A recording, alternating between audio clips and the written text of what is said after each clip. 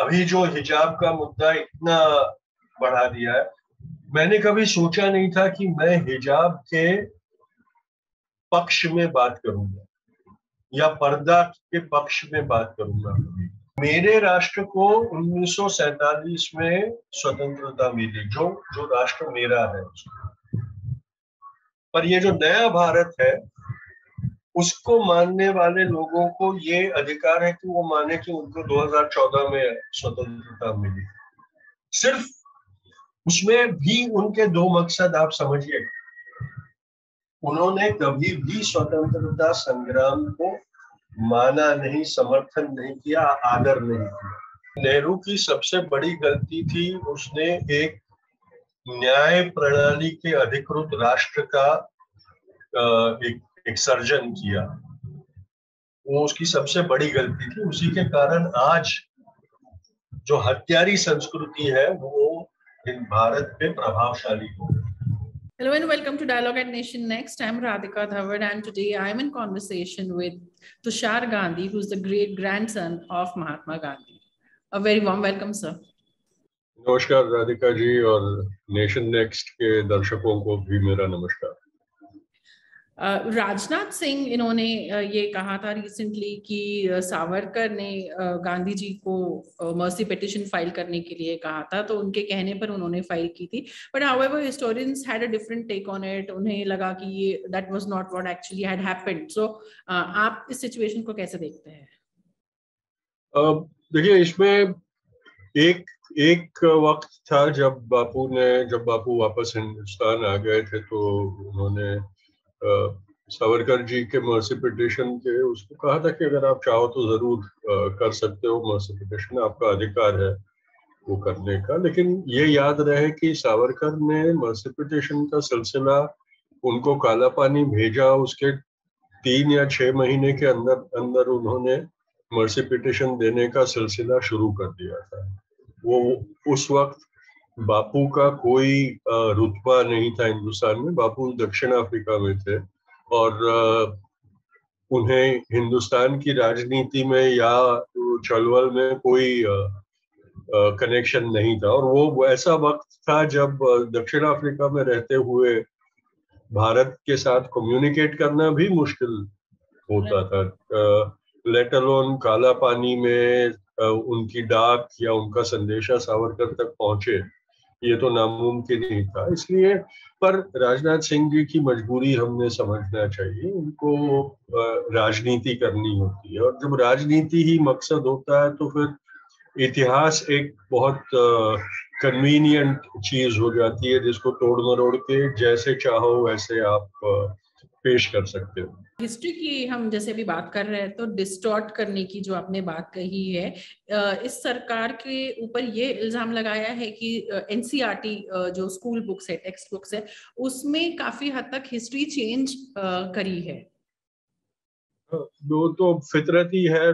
जब पहली बार एनडीए की सरकार हुई थी वाजपेयी जी के नेतृत्व में, तब से हिस्टोरिकल फैक्ट्स को, हिस्ट्री को री इन्वेंट करने का सिलसिला उस वक्त से शुरू कर दिया गया था। ये कोई इनका नया एजेंडा नहीं है। देखिए, हम हमेशा सरप्राइज हो जाते हैं, लेकिन ये उनका कोई नया कार्यक्रम नहीं है। ये उनका मकसद पहले से ही है ये, और उन्होंने बहुत सिस्टमैटिक तरीके से उसको प्राप्त करने की कोशिश की है। जब जब उनके हाथों में इन्फ्लुएंस आया तो ऑफिशियली, और जब नहीं था तो अनऑफिशियली अपने लोगों के बीच, अपने अपने विचारधारा के लोगों के भीतर उन्होंने हमेशा ये उनको जो कन्वीनियंट इतिहास होता था उसका प्रचार हमेशा किया है।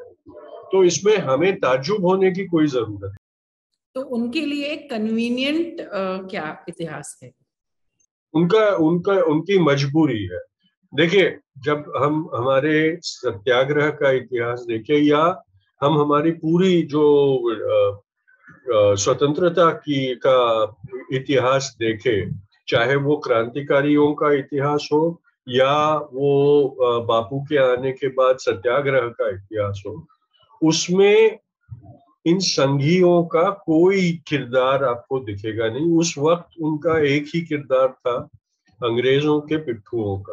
अंग्रेजों की गोद में बैठकर वो अपने मालिक को खुश करने की कोशिश में रहते थे। आज के जमाने में जब उन्होंने देशभक्ति को अपना लिया है और देशभक्ति का स्वांग रचाने में वो कमी नहीं छोड़ते, तो ये जो सही इतिहास है वो उनको खटकेगा, ये स्वाभाविक है। और इसलिए वो ये इतिहास बदलने की कोशिश करते हैं। जो पौराणिक इतिहास लिखा गया है हमारा, वो उस मकसद से लिखा गया था कि वो द्वेष उत्पन्न ना करे, एक तटस्थ भाव से वो इतिहास लिखा गया था। अब उनको वो इतिहास भी बदलना है ताकि उसमें से वो लोग द्वेष और एक दूसरे के बीच का विभाजन पनपा सके, उसको बढ़ा सके। इसलिए उन्होंने पुराने इतिहास को भी बदलने की कोशिश की है, नए इतिहास को भी बदलने की कोशिश करते जा रहे हैं। और उनको इतिहास उनके लिए सबसे कन्वीनियंट है माइथोलॉजिकल इतिहास, और इसीलिए हर वक्त कहीं वो माइथोलॉजी की बात करते रहते हैं और माइथोलॉजी को ही इतिहास साबित करने की चेष्टा करते रहते हैं।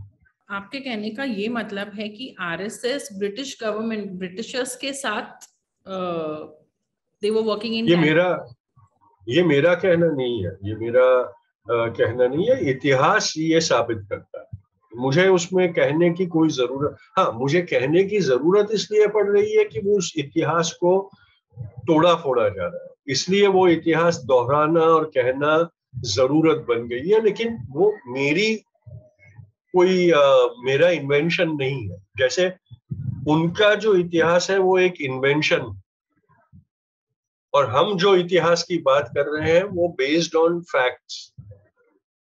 तो ये फर्क है, इसलिए वो सारा इतिहास है वहां, अपनी जगह सलामत है।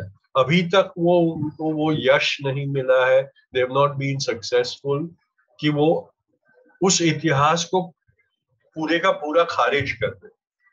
वो कभी हो नहीं सकेगा क्योंकि इतने सालों की उसके पीछे एक बहुत ही स्कॉलरली क्वेस्ट रही है।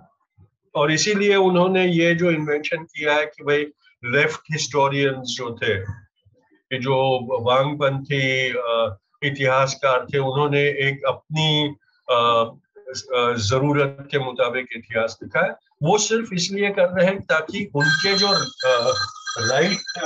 राइटिस्ट इतिहासकार हैं वो उनको सब एक तरीके से प्रमाण हो सके कि भाई हाँ लेफ्ट के इतिहासकार है तो राइट के क्यों ना हो सके। आपने मुझे लास्ट टाइम कहा था कि आरएसएस की बहुत ही रेडिकल आइडियोलॉजी है, एंड जिसके वजह से हमारे सोसाइटी को बहुत बड़ा थ्रेट है एंड इट्स डेंजरस। कौन सी आइडियोलॉजी है उनकी? जो राइट विंग हिंदुत्व की आइडियोलॉजी है, जो कट्टर हिंदुत्ववाद की आइडियोलॉजी है, जो हिंदू राष्ट्र की उनकी एक मंशा है, वो जो हमारे स्थापकों ने जिस तरीके का एक मुल्क सोचा था, जिस मुल्क की परिकल्पना करके उसको एक आकृति दी थी, उसको आकार दिया था, उसको एक आत्मा दी थी, उसको दबोच के, उसको खत्म करके एक भ्रष्ट राष्ट्र का क्रिएशन करना, वो सबसे बड़ा खतरा है। हमारी जो मिलीजुली तहजीब है, जहां हम सदियों से एक दूसरे को निभाते हुए जी रहे हैं, एक दूसरे के साथ घुल मिल कर जी रहे हैं, जिसे हम हमारी गंगा जमनी तहजीब कहते हैं, उन सब चीजों को खतरा, जो हमने एक समतावादी समाज की परिकल्पना की है, उस समता को खतरा है। क्योंकि हिंदुत्व का उनका दूसरा मतलब है ब्राह्मणत्व, ब्राह्मण के वर्चस्व वाला समाज, यानी जातिवादी समाज, जहां जाति व्यवस्था के मुताबिक अधिकार और सत्ता दोनों का भोग जाति के आधार पे, जाति का जो वर्ण व्यवस्था थी उसके आधार पर दी जाती थी। इसलिए ये जो खतरा है वो हमारी पूरी जो एक हैसियत है, उस हैसियत को खतरा है, इंसानियत को खतरा है। अब देखिए, हर वो चीज जिससे हमें विभाजित किया जा सकता है, everything that can divide us is being played to divide us. चाहे वो पहनावा हो, चाहे खाने पीने की आदत है, चाहे वो मोहब्बत हो, चाहे वो बोली हो, चाहे वो हमारी जो प्रांत है उस प्रांत का हो, चाहे वो एक इकोनॉमिक ऑर्डर हो, हर वो चीज जिसमें हम अलग हैं एक दूसरे से, उस अलगाव को बढ़ाने की कोशिश बहुत ही सुनियोजित तरीके से की जाए। आप ये हिजाब की ही बात कर रहे हो, अभी जो हिजाब का मुद्दा इतना बढ़ा दिया है, मैंने कभी सोचा नहीं था कि मैं हिजाब के पक्ष में बात करूंगा या पर्दा के पक्ष में बात करूंगा, लेकिन आज ऐसी नौबत आ गई है कि अगर हम हमारे व्यक्ति स्वतंत्रता की बात करें, जो हमारे संविधान में हमें गारंटी किया गया, personal freedom, the freedom of choice, हमें क्या करना है, कैसे जीना है, क्या पहनना है, क्या खाना है, क्या बोलना है, क्या अभिप्राय है, उस हर चीज का स्वतंत्र हमें हमारे संविधान ने दिया है। और आज जिस चीज को मैं मानता हूं कि वो बहुत ही एक घिनौनी चीज है, जो औरत के ऊपर मर्द के अधिकारों को प्रस्थापित करने वाली चीज है, जो औरत को किसी तरह से दबोच के रखने वाली चीज है, जो पर्दा है, हिजाब या बुर्का। आज जिस तरह से उसको मिटाने की कोशिश की जा रही है, उसमें नारी के स्वयं अधिकार के लिए हमें लड़ने के लिए उसको सपोर्ट करना मजबूर है। यानी एक तरीके से आप देखिएगा, मेरे जैसे व्यक्ति को भी बदलने की कोशिश की जा रही है कि आज मैं हिजाब के अधिकार के लिए समर्थन में लड़ूं, तो कल उठ के मेरे ऊपर तोहमत लगाएंगे कि भाई तुमने भी तो हिजाब का बहुत समर्थन किया था, आप कौन सी बड़ी अधिकारों की बात करते हो, स्वतंत्रता की बात करते हो। लेकिन ये आप देखिए कि किस एक्सपर्ट तरीके से वो लोग हर मुद्दे को मैनिपुलेट करते हैं, और ये खतरा है। कंगना रनौत ने अभी रिसेंट में एक स्टेटमेंट था कि 1947 में जो हमें इंडिपेंडेंस मिली थी वो वीक में मिली थी, एंड असली इंडिपेंडेंस हमें 2014 के बाद 2014 में मिली है। तो as the great grandson of Mahatma Gandhi, how do you look at this? आपको क्या लगता है इसके बारे में? देखिए, मेरे राष्ट्र को 1947 में स्वतंत्रता मिली, जो राष्ट्र मेरा है, पर ये जो नया भारत है उसको मानने वाले लोगों को ये अधिकार है कि वो माने कि उनको 2014 में स्वतंत्रता मिली। सिर्फ उसमें भी उनके दो मकसद आप समझिए, उन्होंने कभी भी स्वतंत्रता संग्राम को माना नहीं, समर्थन नहीं किया, आदर नहीं किया। चाहे बापू को वो आदर ना करे, बापू की तो हत्या ही करवा दी थी उन्होंने, तो आदर करने का नाटक ना करे वही अच्छा। मैं मानता हूं कि भाई बापू को तो तुम धिक्कारते हो, तो इसलिए उसकी अवहेलना करो, लेकिन ये बात कहने वाले और इस बात को चुप रहकर सुनने वाले, जिन्होंने आज तक अपनी जुबान नहीं खुली, उस प्रधानमंत्री ने भी नेताजी सुभाष चंद्र बोस के बलिदान का अपमान किया, आईएनए के हर सैनिक के बलिदान का अपमान किया, जो सारे शहीदों ने स्वतंत्रता के लिए अपनी शहादत दी उनका अपमान किया, जो सारे सत्याग्रहियों ने जेल की यातनाएं काटी, 4 दशकों तक आजादी की लड़ाई में अपनी कुर्बानियां देते गए, उनका सबका अपमान किया। आप मोदी जी की बात, प्रधानमंत्री तो वही है शायद, बदले तो नहीं है अभी तक।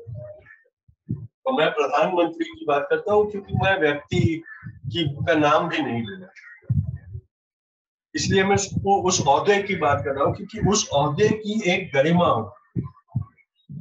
और अभी के जो प्रधानमंत्री है उन्होंने उस ओहदे की गरिमा को भी भ्रष्ट किया, क्योंकि जब ये बात कही गई, बार बार रिपीट की गई, तब जो अब असली मौनी बाबा दिखाई दे रहे हैं हमें, उन्होंने मौन व्रत ली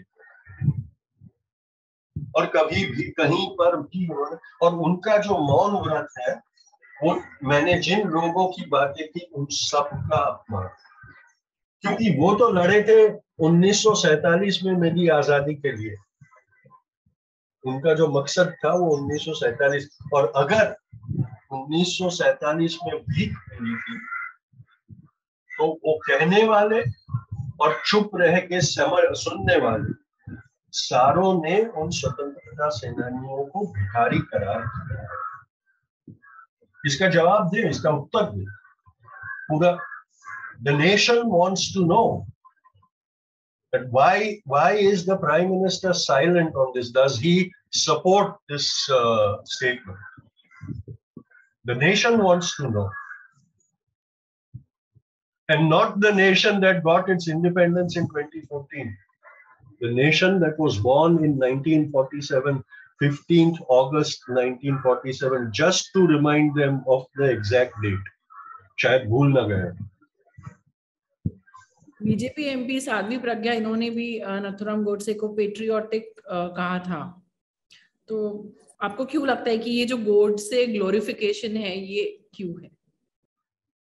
देखिए, उनके पास एक ही आइकॉनिक किरदार है, खूनी, मर्डर। वो बेचारे करे भी क्या? माइक्रोस्कोप के नीचे भी ढूंढने बैठे तो उनको कोई मिलेगा नहीं जिसको पेट्रियट कह सके, जिसको असली मायने, क्योंकि वो भी जानते हैं कि जिनकी स्तुति वो लोग करते रहते हैं और बातें जो करते रहते हैं वो फेक है। इसलिए बेचारे करे क्या? आखिर में उनको वही देखना पड़ता है कि, और उस विचारधारा के लिए नथुराम गोडसे बहुत मायने रखता है, उसमें दो शक की गुंजाइश नहीं है, क्योंकि हिंदू राष्ट्र के फॉर्मेशन के आगे का सबसे बड़ा हर्डल जो था मोहनदास करमचंद गांधी, उसको नथुराम गोडसे का हथियार बनाकर उन्होंने मिटा दिया, निकाल दिया अपने रास्ते से। बेचारों की विटंबना ये थी कि उसके बाद 7 दशकों तक उस मोहनदास करमचंद गांधी का भूत उनके सामने दीवार बन के खड़ा रहा, और 2014 में आखिर में उन्होंने उस भूत का को भी दफना दिया, और तब से उनको नथुराम गोडसे प्यारा लगने लगे, उसमें कोई शक नहीं, क्योंकि 2014 की आजादी का एक ही स्वतंत्र वीर था, वो नथुराम गोडसे था। What is the burden of being the great grandson of Mahatma Gandhi? Because I'm sure it's not easy. It's not easy, but I've never seen it as a burden. वो आसान नहीं है। बापू का परपोता होना आसान नहीं है, इसलिए आसान नहीं है कि लोगों को ये लगता है कि भाई गांधी का परपोता है, गांधी का वंशज है, गांधी का खून है, तो उसमें वो महात्मा का भी कुछ आया। लोग समझते नहीं है कि वो एक क्वालिटी थी जो बापू ने अपनी कारकर्दगी से हासिल की। जिस मकाम तक वो पहुंचे थे उसके लिए उन्होंने जिद्दोजहद की थी, उन्होंने गलतियां की, उन गलतियों को माना, उन गलतियों को सुधारा, और फिर जो कमजोरियां उनको पता चली उनके किरदार में, उनको अपनी ताकत बनाकर उन्होंने अपने आप को बेहतर किया। तो वो जो जिद्दोजहद है वो असली में महात्मा एक सामान्य व्यक्ति ने देखी, इसलिए अनुवांशिक नहीं होता है। इसलिए जो लोगों को ये लगता है कि भाई मेरे में वो डीएनए है तो मेरे में भी वो महात्मा का कोई अंश होगा, वो गलत था, और मैंने कभी उसकी परवाह की नहीं। मैंने हमेशा लोगों को ये कहा है कि भाई मैं सामान्य व्यक्ति हूँ, मेरे से आप जो सामान्य व्यक्ति से इच्छा रख सकते हो उतनी इच्छा रखो, उससे ज्यादा रखोगे तो मुझे कोई फर्क नहीं पड़ने वाला, क्योंकि मैं मेरी जिंदगी आपकी आशाओं के लिए नहीं जीता। मैं मेरी जिंदगी अपने लिए, मैं गलतियां करूंगा, शायद मैं वो गलतियां मानूं, शायद ना भी मानूं, मैं सामान्य व्यक्ति, पर मैं ये कोशिश जरूर करता हूँ कि एक बार की हुई गलती वापस, जब मुझे पता चला कि मैंने गलती की है, तो वो वापस दोहराऊं नहीं, उतनी मैं वो करता हूँ, ध्यान रखता हूँ। सो मैंने कभी बापू की जो धरोहर मुझे मिली है उसे बोझ नहीं समझा, और इसलिए उससे उसके साथ जीना मेरे लिए काफी आसान है। आपकी ग्रैंडमदर एक बार आपको लेके नथुराम गोडसे इनके घर पे उनके फैमिली से मिलने के लिए गई थी। If you could tell us that incident. मुझे आज तक पता नहीं है कि मेरी दादी को वो क्यों करना पड़ा था, पर जब वो आई थी तब, वो मेरी दादी दक्षिण अफ्रीका में रहती थी, डरबन के पास जो बापू का आश्रम था फीनिक्स, उसको संभालती थी, मैनेज करती थी। तो उस जमाने में दक्षिण अफ्रीका से हिंदुस्तान आना उतना आसान नहीं हुआ करता था, इसलिए, क्योंकि प्लेन की जो जर्नी थी वो बहुत महंगी होती थी, इसलिए उस जमाने में मेरी दादी 2-4 साल में एक बार जहाज से आती थी, समुंदर के जहाज से आती थी, और फिर आके यहाँ 6-8 महीने हमारे साथ रहती और फिर वापस चली जाती। तो वैसे ही एक ट्रिप पे जब उन्हें पता चला कि गोपाल गोडसे अपनी जन्म टीप की सजा काट कर रिहा होकर वापस पूना आके रहने लगे, बस गए, तो मेरी माँ ने ये इच्छा प्रकट की कि मैं उनको मिलने जाना चाहती, और मेरे पिताजी ने कहा ठीक है, मैं इंतजाम करता हूँ। तो वो जानते थे कि गोपाल गोडसे कहाँ रहते थे पूना में, तो उन्होंने व्यवस्था की, और फिर एक वीकेंड को हम लोग सब मेरे पिताजी की गाड़ी में बैठकर हम पूना गए। हम पूना जाते थे तो उसका सिलसिला ये होता कि पूना जाके हम आगा खान पैलेस में जाते, और बा और महादेव देसाई की समाधि को प्रणाम करके फिर जो भी कुछ होता था वो करके वापस आते। उस दिन भी वही किया, पर लेकिन उसके बाद हम लोग गोपाल गोडसे के घर गए।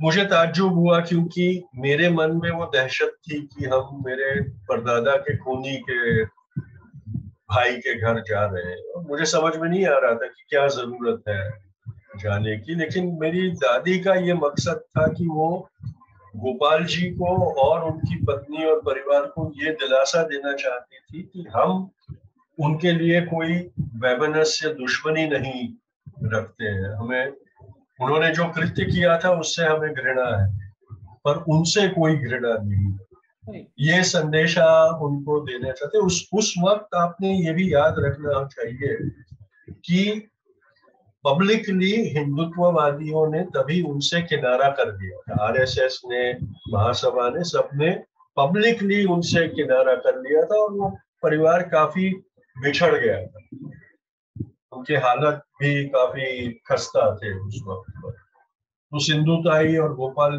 गोडसे और सब लोग, वो भी बहुत परेशान थे कि भाई करवाया था तो हमारे भाई से, बड़े भाई से, और जब वो कर दिया तो अब क्यों हमारे साथ सब लोग इस तरह से पेश आ रहे हैं। तो मेरी मेरी माँ का जो इरादा था वो बहुत प्योर था, वो इतना प्योर था कि मेरे जैसा बच्चा भी नहीं समझ सका कि उसमें उसका उसमें जो एक आदर्श था वो बा और बापू की विरासत का आदर्श था, वो भी मैं नहीं समझ पाया था, इतना वो प्योर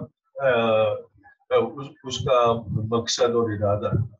और फिर हम वापस आ गए, लेकिन गोपाल गोडसे ने जब उनको समर्थन मिलने लगा, वो पब्लिक होने लगे 80 के दशक में, लेटर 80s में, 90s में, तो उन्होंने पूरा वो मरोड़ दिया और वो कैंपेन करने लगे कि देखो मणिलाल गांधी की पत्नी और उसका बेटा और पूरा परिवार मेरे घर आया था। उसके बाद 1-2 दफा गोपाल गोडसे बंबई आए थे तो हमारे घर पे भी आए थे, तो वो ये सब दिखाने लगे कि भाई देखो खूनी के परिवार के साथ ये आए, यानी उन्होंने खून का समर्थन किया है, हमारे कृत्य का समर्थन किया है। पास था। वो आपको लगता है उनकी मिस्टेक थी आपके फैमिली की उनके पास जाके बात? नहीं नहीं, मुझे नहीं लगता कि मेरे फैमिली की मिस्टेक थी। मुझे लगता है कि मेरे फैमिली ने वही किया जो उनके पास से अपेक्षा होनी चाहिए। देखिए, एक तरफ आप मेरी तरफ देखते हैं कि मैं गांधी का वंशज हूँ और इसलिए मैं कुछ अलग हूँ लोगों से। तो फिर मेरे से भी ज्यादा जो करीब रहे बापू, मेरी दादी, उनके पास से तो आशाएं बढ़ जाएगी। तो गांधी की तत्व की आशा अगर है तो उसमें सबसे बड़ा तत्व क्षमा का। तो वो क्षमा करना भूल कैसे? क्योंकि अगर क्षमा नहीं करोगे तो बदला लो, जो आज हो रहा है। आज हर उस चीज का जिसके लिए वो कहते हैं कि हमारे भूतकाल में ये एक एक एक गुनाह हुआ है, एक अत्याचार हुआ है, उसका बदला अभी अत्याचार करके लो। वो उनकी फितरत है, वो उनकी मानसिकता है। हमारी मानसिकता वो नहीं। हमारी मानसिकता आज भी क्षमा। मैं भी आज कहता हूँ, मैंने हमेशा ये कहा है कि नथुराम को और आप्टे को फांसी देना एक गलती, और वो भी बापू की हत्या के लिए उनको फांसी देना एक बहुत बड़ी गलती। क्योंकि बापू ने कभी नहीं चाहा होता कि उनकी हत्या का बदला हत्या करके लिया, और वो फांसी को एक तरीके से सैंक्शन्ड हत्या मानते हैं, कैपिटल पनिशमेंट। इसलिए मैं भी उसका समर्थन नहीं करता, और मैं मानता हूं कि वो गलती थी। पर कानून था, और कानून एक हद पर जाकर लाचार हो जाता है। उसको जो कहा जाता है उसी के मुताबिक, उसका जो कोड ऑफ कंडक्ट होता है उसी के मुताबिक वो सजा दे सकता है। इसीलिए संशोधन उसमें होना चाहिए कि क्या अब विश्व गुरु इस तरह से बदले की कानून व्यवस्था रख सकता है, अगर वो सही मायने में विश्व गुरु है तो। ये सोचना हमारे समाज में चाहिए, क्योंकि जब भी गुनाह होता तो सबसे पहले आवाज उठती है, मारो, काटो, फांसी पे लटकाओ। सुधारों की बात कभी नहीं की जाती। राइट। तो ये फर्क है जिन लोगों ने बापू के तत्व को परिधान किया है, अंतर्गत किया है, इंटरनलाइज किया। तो नहीं, मैं नहीं मानता कि मेरी दादी की गलती थी उसमें। उसका जिस तरह से फायदा उठाया वो गलत, पर वो गोपाल की फितरत थी। बेचारा गोपाल आखिर में अकेला रह गया था, और उसको ही नथुराम के कृत्य का सारा क्रेडिट अपने पर ओढ़ने का मौका मिला था। तो वो कोई भी मौका हाथ से क्यों गवाना। सोशल मीडिया पे ना ये बहुत ज्यादा इसके मीम्स भी शेयर होते हैं कि जैसे बीजेपी में, जैसे मोदी सरकार ने, नरेंद्र मोदी ने भी कहा था there is a particular thing जो नेहरू की गलती थी। तो बस वो एक इंसिडेंट के बाद से वो काफी जोक्स बनने लग गए कि आज कुछ भी होता है तो सिर्फ नेहरू की गलती है, ये कहा जाता है। तो समवन जिसकी फैमिली नेहरू की फैमिली से इतनी ज्यादा एसोसिएटेड थी, तो आप इस चीज को कैसे देखते हैं? देखिए, नेहरू की सबसे बड़ी गलती थी, उसने एक न्याय प्रणाली के अधिकृत राष्ट्र का एक सर्जन किया। वो उसकी सबसे बड़ी गलती थी। उसी के कारण आज जो हत्यारी संस्कृति है वो इन भारत पे प्रभावशाली हो। मैं हमेशा ये कहता हूँ कि सरदार पटेल की मौत हमारे लिए बहुत नुकसानकारी इसलिए हुई कि अगर तब सरदार पटेल की मृत्यु ना होती तो उन्होंने जो वक्त उनको मिला होता उसमें आरएसएस का पूरा मलियामेट कर दिया होता, उसको मिटा दिया। पर पंडित जी उदारवादी थे, सही मायने में उदारवादी, और इसलिए वो हर आइडियोलॉजी को स्पेस देने को अपना कर्तव्य समझते थे, जो आज की जो सत्ताधीश है वो नहीं समझ सकते। और इसलिए बहुत वाजिब है कि वो नेहरू पर हर गलती का दोष डालते रहे। मैं समझता हूँ कि पंडित जी की सबसे बड़ी गलती ये थी कि he created a nation which was inclusive, which honored the ideology of everyone, gave it space, and created a nation that was governed by rules, principles, laws, and ethics. जो चारों चीज आज की सरकार को खटकती है। तो इट्स वेरी नेचुरल, वो बहुत स्वाभाविक है कि वो हर चीज के लिए पंडित जी को ही विलन कहते रहे और बेवकूफ मानते रहे। क्योंकि जो लोग ये मानते हैं कि 70 साल पहले जो चले गए, 50 साल पहले तो चले ही गए थे, उनका असर आज भी उतना ही प्रभावशाली होगा, वो मानने वाले की मानसिकता की आप कल्पना की। स्पीकिंग अबाउट आइडियोलॉजीज, क्या आपको ऐसा लगता है कि गांधी और गोडसे आज सिर्फ दो लोग नहीं थे, वो दो आइडियोलॉजीज रिप्रेजेंट करते हैं?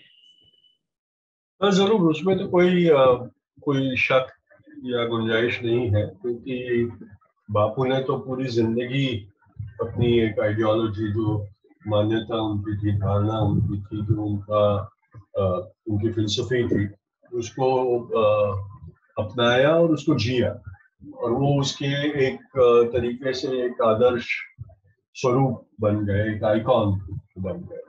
And so was Nathuram Godse. He also represented the forces of hate, divisiveness, exclusion, and oppression. एक तरीके से एक वर्चस्ववादी विचारधारा का प्रतीक नथुराम गोडसे था और बनता गया है। उसने बापू की हत्या करने के बाद वो और भी बड़ी तरीके से उस विचारधारा का प्रतीक बन गया। became an icon of hate, violence, the ideology of murder, जो आज हमें हमारे समाज में बहुत देखने को मिल रही है, जहाँ इलेक्शन जैसी चीज में भी मारने काटने की दुहाइयां दी जाती है। ये सारा हमारे अंदर का जो नथुराम जागृत हो रहा है, उसका एक वो दिखाई दे रहा है समाज के अंदर। तो हाँ, बिल्कुल, वो दो विपरीत आइडियोलॉजीज के प्रतीक थे, उसमें कोई दो बात नहीं है, शक नहीं। पर क्या आपको ये नहीं लगता है कि गोडसे भी बहुत सारे लोगों के लिए एक हीरो है आज? Can you? I never denied. I never ever denied. I respect their right to worship. जिनकी आस्था खून में है, जिनकी आस्था घृणा में है, जिनकी आस्था हिंसक बदले की है, उनके लिए एक खूनी ही आदर्श हो सकता है, और वो हम नकार नहीं सकते। जितना मुझे अधिकार है बापू की भक्ति करना, बापू की स्तुति करना, बापू का प्रचार करना, उतना ही अधिकार जो गोडसेवादी है उनको नथुराम की भक्ति करने का, उसको आदर्श समझने का, उसका अनुकरण करने का है, और उसका नतीजा भुगतने की भी ताकत उनमें होनी चाहिए। राइट। क्योंकि नथुराम का अनुकरण करना यानी खून करना, तो उस खून का जो अंजाम होगा उसको भुगतने की भी ताकत होनी चाहिए। फिर ये नहीं कहना, ये कह के बचने की कोशिश नहीं, जो नथुराम ने भी की कि मैं देशभक्त था, मैंने देश प्रेम के खातिर गांधी को मारा। वो फितरत ये थी कि भाई आप मुझे पहचान लो और मेरी देशभक्ति को समझ के मुझे आजाद कर। गांधीयन प्रिंसिपल्स और आइडियोलॉजी आज कितनी रेलेवेंट और प्रैक्टिकली वायबल लगती है आपको? अगर सर्वाइवल, अगर हमारे जीवन को और जो पूरी जीव प्रजाति है इस कुदरत में, इस धरती के ऊपर, उसको टिकाए रखना है, तो गांधीयन आइडियोलॉजी क्या है वो पहले समझना बहुत जरूरी है। तो क्या कोई एक आविष्कार है? Is it an invention? वो क्या चीज है गांधीयन आइडियोलॉजी? जब हम कहते हैं कि गांधीयन आइडियोलॉजी, तो वो क्या चीज है? वो है सत्य, वो है प्रेम, वो है निष्ठा, वो है एक में से मिलकर रहना, मिला जुला समाज, वो गांधीयन आइडियोलॉजी। अगर इसमें से कोई भी चीज आपको आज प्रस्तुत ना लगे, आपको लगे कि नहीं इसकी जरूरत नहीं है, चाहे आप मान लो कि आपको अहिंसा की जरूरत नहीं लगे, छोड़ दो अहिंसा, तो फिर आप एक हिंसक वस्तु बन जाएंगे, तो फिर आपकी फितरत फिर सिर्फ विनाश की होगी। और जिनकी फितरत विनाश की होती है उनका अंजाम सर्वनाश में होता है, और सर्वनाश के साथ साथ खुद का भी विनाश होता है। तो ये चॉइस ये है कि भाई आपको जीवन को, जीव को टिकाए रखना है तो गांधी के मार्ग पे चलना है, नहीं टिकाना, सर्वनाश कर देना है, खुद का भी विनाश कर देना है, तो फिर वो आपका चॉइस है। ये इसलिए वो रेलेवेंस की बात जब करते हैं तब ये प्रश्न पूछना बहुत जरूरी है कि आपके लिए महत्व क्या है। Thank you so much, sir. Thank you for your time. You're most welcome, and once again आपके सारे श्रोताओं, दर्शकों को मेरा धन्यवाद और सलाम सबको। नमस्ते भी करता, लेकिन आज वक्त वो हो गया है कि हम सलाम को भी अपनाएं, और इसलिए वापस सलाम करता हूँ। Thank you so much. Subscribe to Nation Next YouTube channel and press the bell icon to get regular updates from Nation Next. Also like Nation Next Facebook page and follow us on Instagram and Twitter.